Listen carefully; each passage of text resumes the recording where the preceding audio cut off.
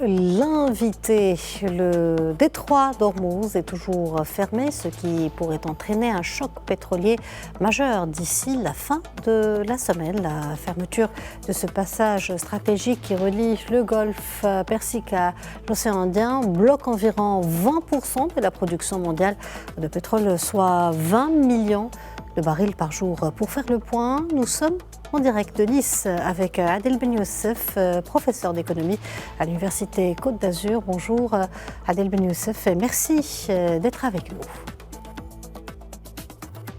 Bonjour.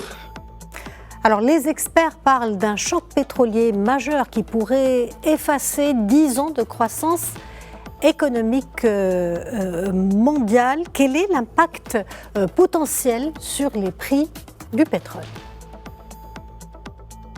Merci beaucoup pour l'invitation.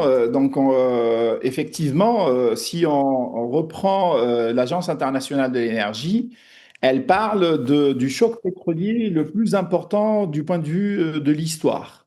Et donc, c'est un choc pétrolier et il faut utiliser ce terme aujourd'hui parce qu'on n'a pas d'idée sur quelle est la durée de cette guerre et jusqu'à où ça peut aller.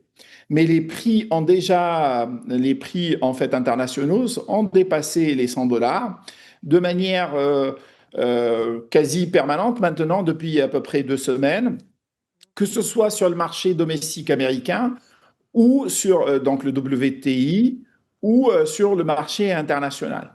Et donc aujourd'hui, la pénurie n'est pas une pénurie qui est passagère, c'est une pénurie qui risque de se répercuter dans le temps, puisque certaines installations ont été touchées, notamment les installations du gaz.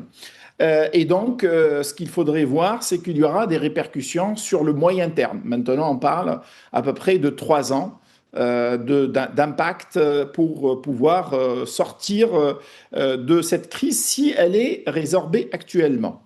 Autrement, on pourrait avoir, s'il y a escalade et si on est dans un scénario vraiment de destruction massive des installations pétrolières iraniennes, on pourrait avoir justement une répercussion sur les 5 prochaines années avec un prix du pétrole qui pourrait aller jusqu'aux 200 dollars le baril. Très bien. Le prix donc du pétrole pourrait atteindre 150 dollars, voire 200 dollars si la situation perdure. Quels sont, d'après vous, les pays les plus touchés par la fermeture du détroit d'Ormuz ? Alors, les pays, bien entendu, c'est surtout le canal d'acheminement vers les pays asiatiques. Donc, on a des pays qui sont aujourd'hui fortement touchés, notamment le Pakistan, l'Inde, la Chine également importe beaucoup, le Japon importe en fait de cet endroit. Et donc, ces pays avancés, entre parenthèses, ont un impact. Je parle de la Corée du Sud, du Japon et de l'économie chinoise. Alors, comme ce sont des pays qui font de la prévision, en général, leurs stocks, ils ont des stocks pour tenir 3 mois. Pour le cas de la Chine, en fait, elle a des stocks estimés entre 6 mois à 1 an pour tenir. Donc, c'est pourquoi il n'y aura pas de répercussions immédiates. Mais si on est dans un scénario d'aggravation, il pourrait y avoir justement de l'impact très important sur ces pays-là. Mais il y a des pays également qui sont en pleine croissance, qui ont une vulnérabilité aussi élevée, comme les Philippines, Taïwan, le Bangladesh. Là, ce sont des pays qui ont des problèmes beaucoup plus importants puisque justement les réserves ne sont pas du même niveau que la première liste de pays. Pour l'Union européenne et pour également en fait certains pays d'Amérique latine, les approvisionnements sont moins dépendants de Hormuz. Mais également ne pas oublier la manne financière pour les pays du Golfe, notamment les pays de la coopération du Golfe, l'Arabie Saoudite, les Émirats, le Koweït, Qatar.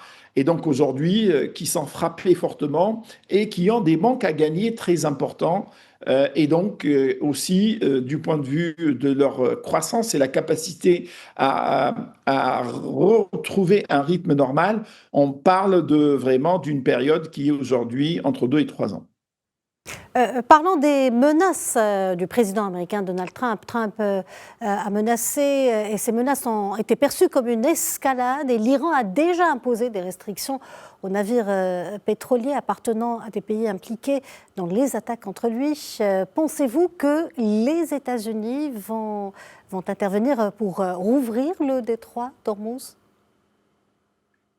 Je ne suis pas un expert en fait dans la question géostratégique, je suis un expert plutôt sur les questions économiques, mais le scénario dominant est une non-confrontation dans le golfe d'Ormuz parce que si on l'en tient à l'économie mondiale et sa stabilité sur les 5 prochaines années, il ne faut pas qu'on aille vers une escalade. Parce que justement, une escalade, c'est-à-dire des mines de manière importante sur le détroit d'Ormuz, les drones, les missiles, en fait, et donc un coût économique mondial très important. Parce que l'économie mondiale ne peut pas fonctionner avec 20% de moins de carburant. Donc, quelque part, s'il y a 20% de moins de carburant, c'est-à-dire que la production économique mondiale va être impactée de ce niveau-là, et je ne l'espère pas. Parce que certains parlent d'une crise beaucoup plus importante que celle de l'entre-deux-guerres, et donc la crise de 1929.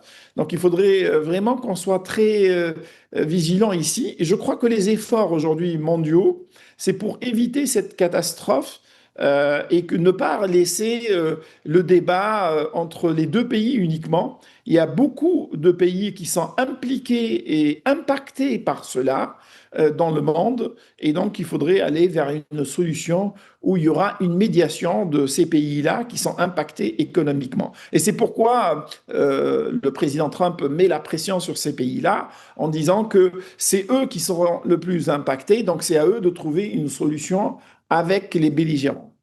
Justement, parlant de l'impact et des conséquences de cette crise, dans ce contexte, les perspectives à court terme restent incertaines, laissant planer le risque de nouvelles fluctuations des prix à la pompe dans les semaines à venir. Quelles sont les conséquences à long terme d'une fermeture prolongée du détroit d'Ormuz? Alors, les répercussions, c'est des répercussions très importantes. Donc, ça commence par les approvisionnements énergétiques. On parle du pétrole, notamment pour l'Asie, mais on parle également du gaz naturel pour l'Europe. L'Europe, rappelons-le, elle s'est détournée complètement du gaz naturel russe pour aller vers le gaz naturel américain et une partie du Golfe. Et aujourd'hui, notamment le GNL venant du Qatar, sauf que ces installations sont touchées. Donc il y aura des répercussions et des perturbations sur les chaînes d'approvisionnement de l'énergie.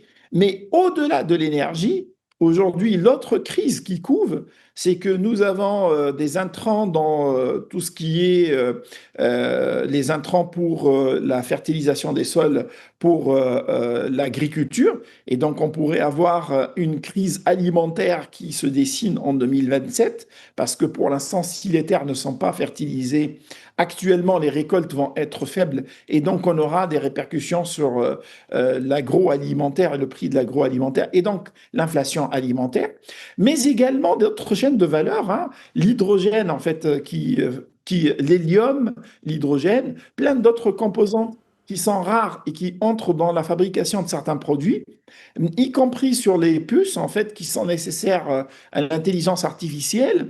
Donc, il y a une perturbation de plusieurs chaînes de valeur aujourd'hui, et ça pourrait coûter 1,3 à 2% de croissance pour l'économie mondiale.